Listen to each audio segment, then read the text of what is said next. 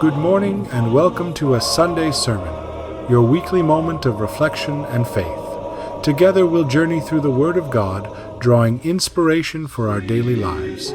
Today's message reminds us that hope and grace are never out of reach, no matter the challenges we face. So settle in, open your heart, and let the Spirit guide you as we begin this Sunday's sermon.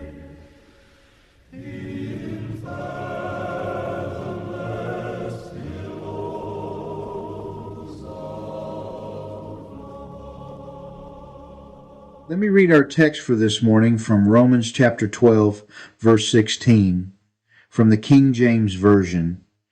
Be of the same mind one toward another. Mind not high things, but condescend to men of low estate. Be not wise in your own conceits. This single verse, though brief, contains a wealth of spiritual wisdom that speaks directly to one of the most pressing challenges facing the church in every age, the challenge of Christian unity. The Apostle Paul, writing to the church in Rome, is not merely offering good advice or helpful suggestions. He is giving us divine instruction on how we are to live together as members of the body of Christ. Throughout Romans chapter 12, Paul has been painting a portrait of the Christian life that stands in radical contrast to the ways of the world. He has called us to present our bodies as living sacrifices, to be transformed by the renewing of our minds, to use our spiritual gifts for building up the body, to love genuinely, to honor one another above ourselves, and to rejoice with those who rejoice and weep with those who weep. And now, in verse 16, Paul emphasizes the critical importance of harmony in the church. Be of the same mind one toward another, he writes. The original Greek here literally means to think the same thing or to be of the same mind. This is not a call to mindless conformity or the suppression of legitimate differences. Rather, it is a call to unity of purpose, unity of heart, and unity in our shared commitment to Christ and to one another. But Paul, with his profound understanding of human nature, knows that this unity is fragile. He recognizes that forces, both external and internal, constantly threaten to tear apart the fabric of Christian community. And so he identifies two specific dangers that we must guard against if we are to maintain the harmony that Christ desires for his church. The first danger is pride, looking down on others, considering ourselves superior to our brothers and sisters. Paul addresses this directly. Mind not high things, but condescend to men of low estate. This is a call to humility in our relationships, to see every person as made in the image of God and worthy of our respect and love. But this morning, I want to focus our attention on the second danger that Paul identifies. Be not wise in your own conceits.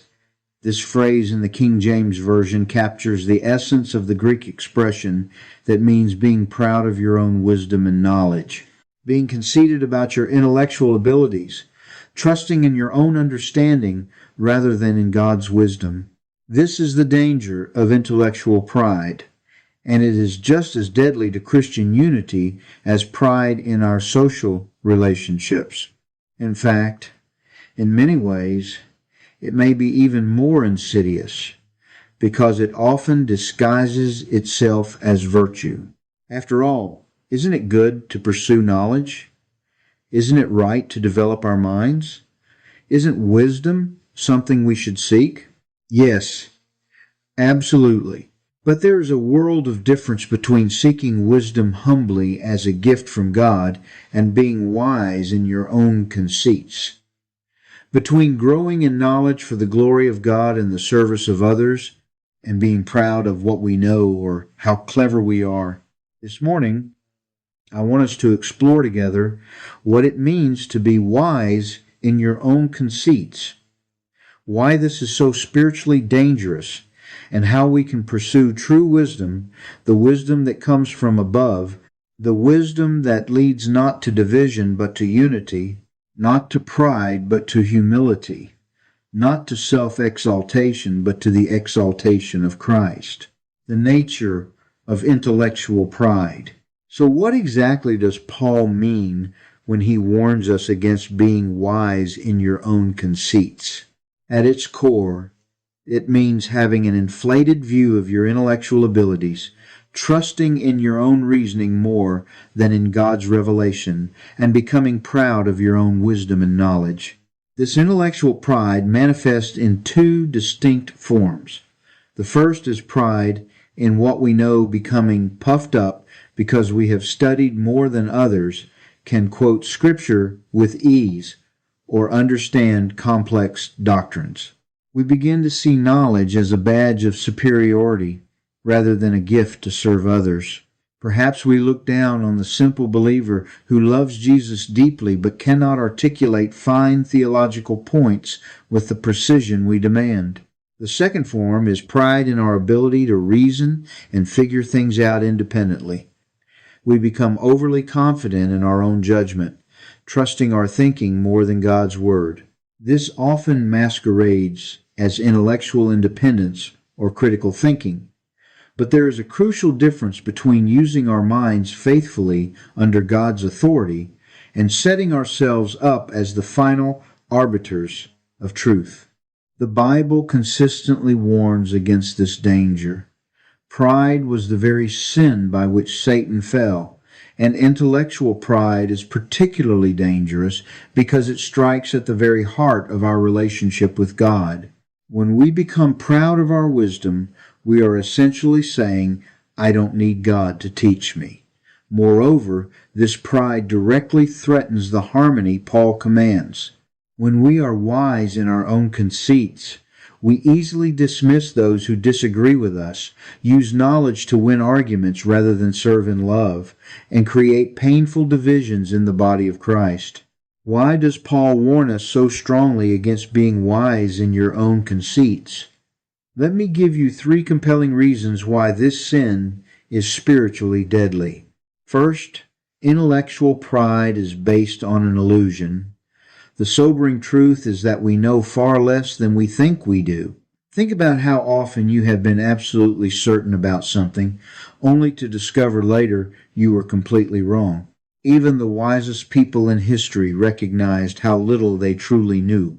As Paul wrote in 1 Corinthians 13, "For now we see through a glass, darkly. Now I know in part, but then shall I know even as also I am known." Our knowledge, even at its best, is partial and imperfect. Second, whatever wisdom we possess is a gift from God, not our own achievement. James writes, "Every good gift and every perfect gift is from above, and cometh down from the Father of lights." Did you choose your intellectual abilities, your opportunities for education, the circumstances that allowed you to develop your mind? No, these are gifts graciously bestowed. When we become proud of our wisdom, we are taking credit for what is actually God's gift to us, committing the grave sin of ingratitude. Third, intellectual pride does tremendous harm to the body of Christ. Paul writes in 1 Corinthians 8, "Knowledge puffeth up, but charity edifieth." Pride is the very antithesis of love. It is impatient with those who are slower to understand, boastful of its knowledge, arrogant in its certainty, rude in dismissing others' views. Without charity, even the most impressive knowledge is worthless. As Paul says, "Though I have the gift of prophecy, and understand all mysteries, and all knowledge, and have not charity, I am nothing." Intellectual pride destroys charity, turning knowledge into a tool for self-exaltation rather than loving service. Most importantly, it stands in direct opposition to Christ himself, who came not in pride but in humility, saying, "Learn of me, for I am meek and lowly in heart, If intellectual pride is so dangerous, how do we avoid it? The answer lies in understanding that there are two fundamentally different kinds of wisdom operating in our world. James describes these contrasting wisdoms beautifully in chapter 3 of his epistle. The wisdom that is from above is first pure, then peaceable, gentle, and easy to be entreated, full of mercy and good fruits, without partiality and without hypocrisy. But earthly wisdom, he tells us, is characterized by bitter envying and strife, leading inevitably to confusion and every evil work. Earthly wisdom seeks its own advantage, competes with others, and hungers for recognition as superior. This is exactly what Paul warns against when he says, "Be not wise in your own conceits." It is knowledge corrupted by pride, serving self rather than God and neighbor. But the wisdom from above, true wisdom, is pure, peaceable, gentle, willing to yield, full of mercy, without partiality, and without hypocrisy. Where does this wisdom come from? Proverbs tells us clearly, "The fear of the Lord is the beginning of wisdom." True wisdom begins with a right relationship with God, with reverence, humility, and the profound recognition that God is God and we are not. James gives us practical guidance when he writes, "If any of you lack wisdom, let him ask of God, that giveth to all men liberally, and upbraideth not, and it shall be given him." True wisdom is not something we achieve through our own intellectual efforts. It is a gift we receive from God. We must ask for it, open our hearts to the Holy Spirit, and approach all knowledge with humility and prayer. The path to humility and unity. How do we walk this path of true wisdom that leads to unity? Let me offer 3 practical steps we can take together. First, walk humbly with your God. The prophet Micah asks, "What doth the Lord require of thee, but to do justly, and to love mercy, and to walk humbly with thy God?" This humble walk must permeate every aspect of our intellectual lives. Study Scripture prayerfully, always asking the Holy Spirit to illumine your understanding. Approach all learning with gratitude, recognizing that all truth, wherever it is found, comes ultimately from God. Second, work out your salvation with fear and trembling. This is Paul's instruction in Philippians 2, not a paralyzing terror, but a profound awareness of the seriousness of our spiritual condition. When we work out our salvation with fear and trembling, we cannot possibly be wise in our own conceits. We remain humble, teachable, open to correction, recognizing that we are all works in progress, being shaped by God's gracious hand.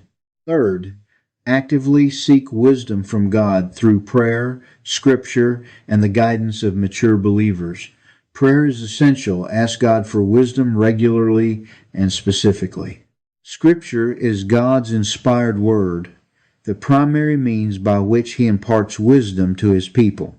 As 2 Timothy 3:16, 1:7 tells us, all Scripture is given by inspiration of God and is profitable for doctrine, for reproof, for correction, for instruction in righteousness, that the man of God may be perfect, thoroughly furnished unto all good works.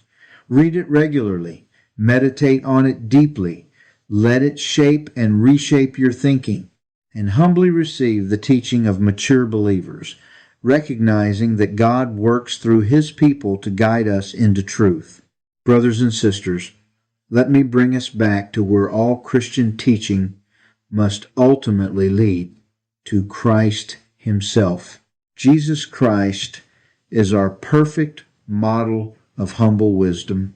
In him we see what it truly means to possess all knowledge without being wise in one's own conceits. Paul tells us in Colossians that in Christ are hid all the treasures of wisdom and knowledge. He is the eternal Word through whom all things were created. He knows all things, understands all mysteries, possesses infinite wisdom, yet how did he come to us? Not in pride or intellectual superiority, but in profound humility. Born in a stable, raised in an obscure village, working as a carpenter, associating with fishermen and tax collectors. He taught in simple stories that children could understand parables about seeds and soil, sheep and shepherds, lost coins and prodigal sons. When challenged by those who thought themselves wise, he responded with wisdom from above, pure, peaceable, gentle, full of mercy. Most remarkably, though he possessed all wisdom, Jesus became obedient unto death on a cross. Paul describes this astonishing reality in Philippians 2. Who, being in the form of God, thought it not robbery to be equal with God, but made himself of no reputation, and took upon him the form of a servant, and was made in the likeness of men. And being found in fashion as a man, he humbled himself, and became obedient unto death, even the death of the cross. This is the pattern we are called to follow. So I ask you today, are there areas in your life where you have been wise in your own conceits? Have you been proud of your knowledge or looked down on others who see things differently? Have you used knowledge to win arguments rather than to serve in love? If so, bring these things before the Lord. Confess your intellectual pride. Ask for the grace of humility. Seek the wisdom from above that leads to peace. I invite you to commit yourself afresh to walking humbly with God, to seeking wisdom through prayer and Scripture. Follow Christ in the way of humble wisdom, the way that leads not to self-exaltation but to God's glory, not to division but to unity, not to pride but to love. Remember our text. Be of the same mind one toward another. Mind not high things, but condescend to men of low estate. Be not wise in your own conceits. This is the way of Christ, the path to true wisdom, how we build up the body of Christ in unity and love. May God grant us grace to walk this path together, that in all things Christ may be glorified and his church may be one.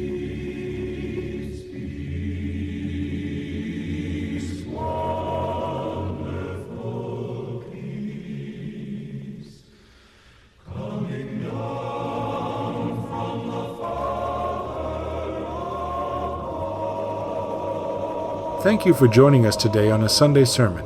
May the words you've heard inspire your heart and guide your steps throughout the week. Remember, God's love is constant, and his grace is abundant for all who seek him. Until we meet again next Sunday, stay rooted in faith, live in hope, and share his peace with everyone you encounter. God bless you, and have a wonderful week ahead.